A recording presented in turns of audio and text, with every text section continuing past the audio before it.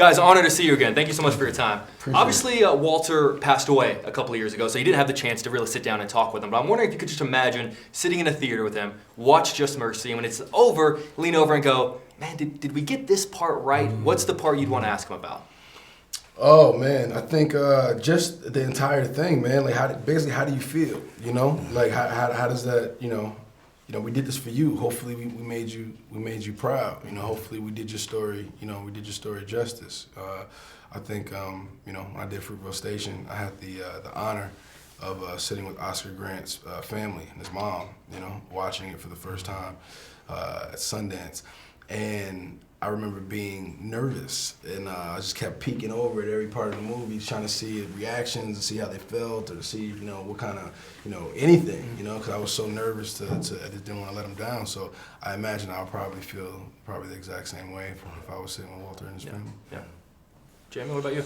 I mean, I would definitely feel that as well. Of, you know, how close were we? And I think we, from Michael B., Destin, and Bryan, I think we really, I know we nailed this. Mm-hmm. And then my father, who's, you know, went to jail for $25 worth of illegal substance. They put him in jail for 7 years. He got a chance to watch this film. So he is, in a sense, the Walter McMillan. He does represent that black man who scratches his head and goes like, how could these things be happening? And the fact that, like I said, Michael B. Jordan makes a great point in talking about Fruitvale Station, which he laid down the artistic railroad tracks to tell these types of stories. He will continue to tell those types of stories, but this movie will continue to bear fruit because I think it's the most important film that I've ever been involved with.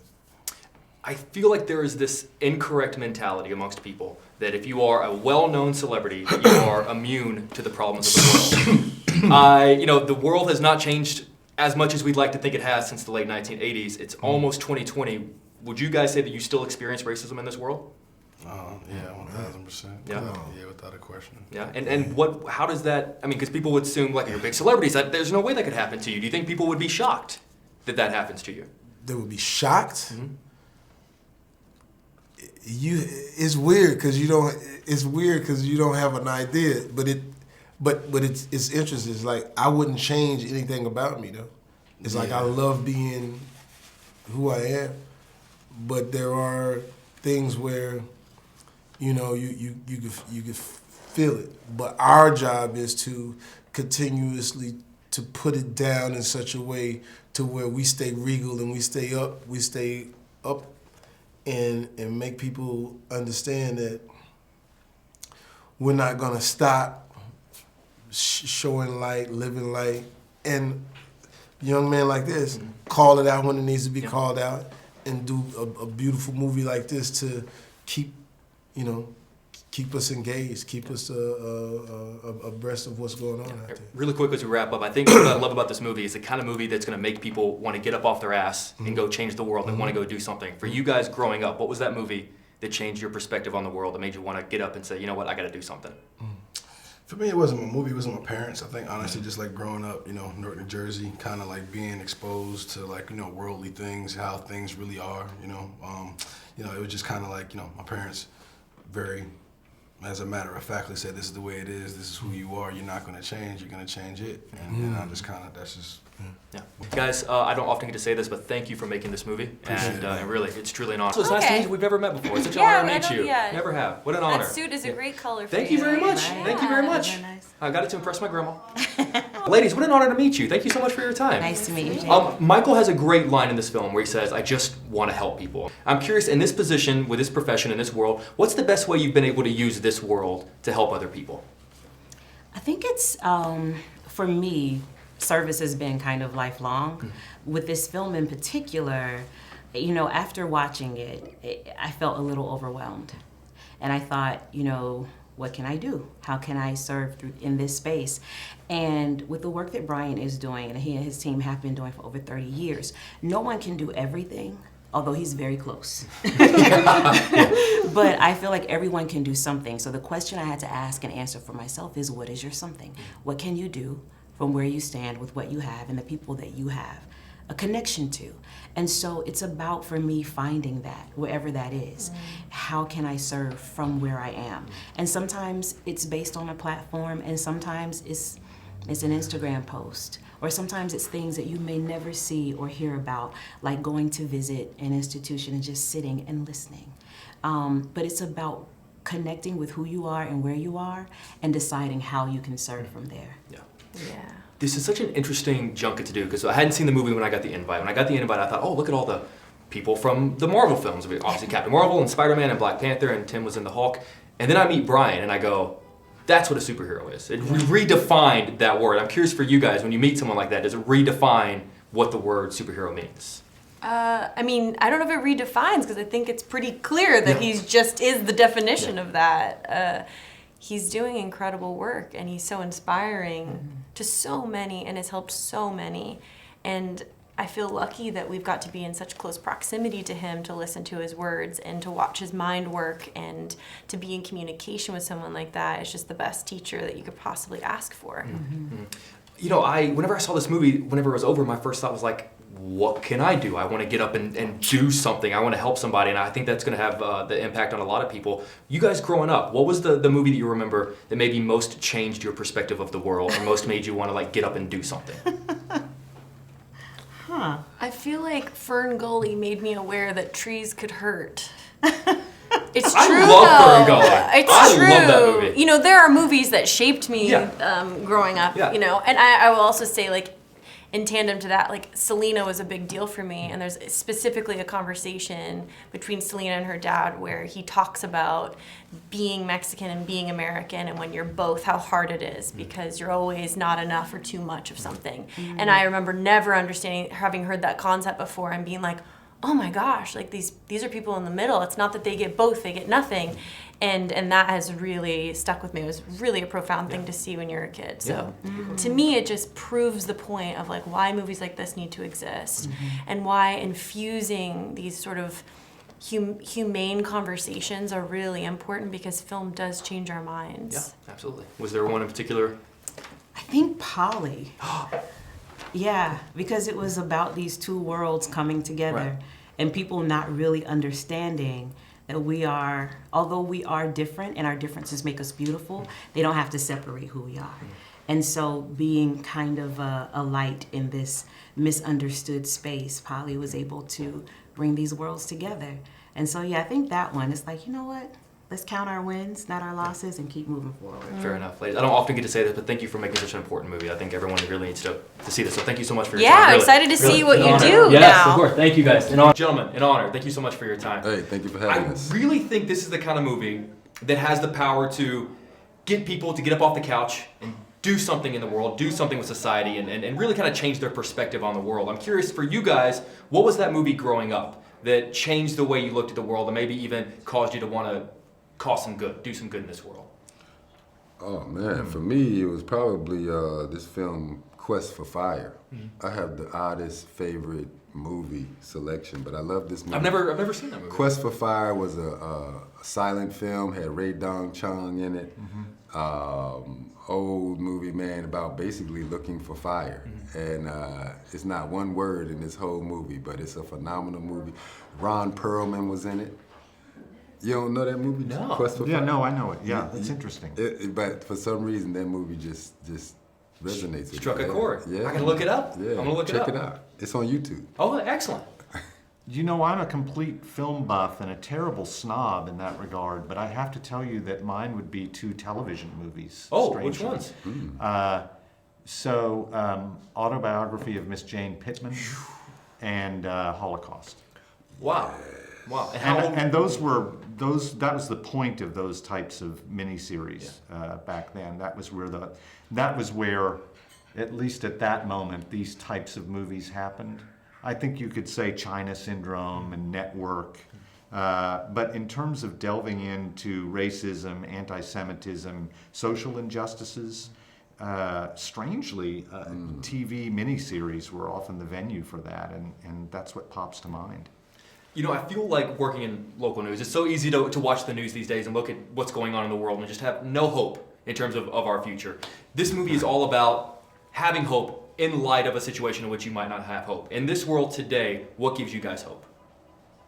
Me sitting here next to this phenomenal actor that I've been watching for damn near all my life, and now to call him a friend and be here with a poignant project that can potentially go out and create a conversation that can make everything move better forward. I'm floored just being here next to this man. I can call his wife Lisa a friend too, you know. So it's like, for me as an actor, this is it. I like that. I feel the same way about Rob, whom I've also directed in a movie years ago. And I think that what gives me hope is that the group of us can come together and tell the story of the remarkable man who is Bryan Stevenson and the work he has done. You just need to spend 5 minutes with Bryan Stevenson. I just did. And you're going to leave chock-a-block with hope. Yeah, Yeah. very much so. And as we wrap up, really quick, nerdy geek out question. The finale of Watchmen is tonight. It's been this massive word of mouth hit where, like, you know, people were kind of watching the first episode, and by the finale tonight, everyone's talking about it. Everyone in newsrooms going nuts. Why do you think people have connected with it? It only took 8 weeks, and all of a sudden it's become like this massive sensation. Well, I think Damon found a way to touch on the cultural fracture points that are afflicting our country right now, and there's some crossover with Just Mercy in that in terms of the issues of race. And there was a lot of objection to that, particularly among the Watchmen core constituency. And it took a while for Damon and the show to win them over, but he did, because Damon is just a great storyteller. Guys, I cannot thank you enough for making movies like this. Hey man, and thank you for matching that suit to your eyes. Thank you very much. My grandmother said if you respect someone, you got to dress to show them. So for you guys, I dress up in honor. Really, thank you so much for your time. First of all, what an honor to meet you, sir. Thank you so much for your time. Obviously, Walter is no longer with us, but I was wondering if you could imagine sitting in a theater with him and watching this movie, and when it's over, lean over and go, Walter, did we get this part right? Yeah. What is the part of the movie you'd want to ask him about? I think it was really that moment when the ruling came down, because it was just so devastating. He had been denied the kind of legal help he needed throughout. We finally put the case together. All of the witnesses that testified falsely against him came forward and told the truth. And it felt like a moment of triumph. And yet, the court still denied relief. And I think it was devastating. And we, in the film, it kind of depicts what happened. You know, at that moment, everybody was crushed. There was so much despair. But when we talked in the quiet space on death row, he felt like everything had changed. It was having the truth told. You know, he says in the film, I got my truth back. I think that's the thing that would resonate with him the most. Speaking of truth, obviously, when there is a movie based on a true story, there's going to be sort of a Hollywood version of it, and sometimes leniences when the truth are taken. But what is an aspect where you almost had to come down and be like, look, don't change this. Like, this needs to be absolutely right. Well, it was less kind of alteration of the story than including the Herbert Richardson story. Right. So in the film, you meet another of my clients, a man named Herbert Richardson, who was a Vietnam vet who was convicted of a crime. And his struggle, his anguish, his suffering, his trauma was an important part of the book. And I didn't want the film to only tell the stories of people who were clearly innocent, because we have a bigger justice problem in America. When we throw people away who tried to serve us, who tried to fight for us, and we don't recognize their needs, that's a different kind of justice problem. And so including that, for me, was really important. I didn't want that to be pulled out, even though there was an argument that could have been made, oh, it's distracting from the story. I think it's essential to the story. Oh, it was done incredibly well. In real life, were these two cases happening at the same time? They were. How did you do that? Yeah. Well, the truth is, I was actually working on a lot of cases at the same time. But yeah, it's just as it is in the film. I met 5 people on death row on the same day, took on all of their cases, and Herbert Richardson was one of those cases, and Walter McMillan was one of the others. I think what scares me most about this movie is that obviously it takes place in the late 80s, which is when everything happened. But if you told me this took place yesterday, I'd go, yeah, I buy it. We'd like to think the world has changed a lot. Right. But in a lot of ways it hasn't.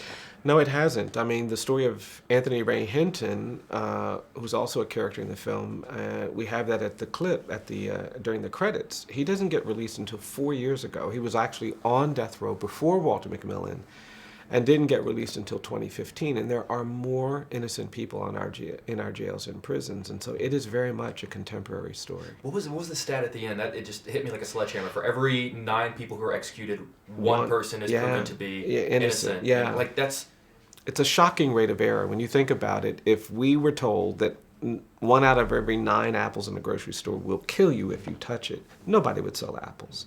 Nobody would accept getting on a plane if we knew that 1 out of 9 planes crashed and everyone died. And yet we tolerate this error in the administration of the death penalty. And it's why telling these stories is so important. Until we get people closer to the trauma, the suffering, the inhumanity, the injustice of what it's like to condemn someone unfairly, we're going to be indifferent in ways that we shouldn't be. We're going to tolerate things we shouldn't.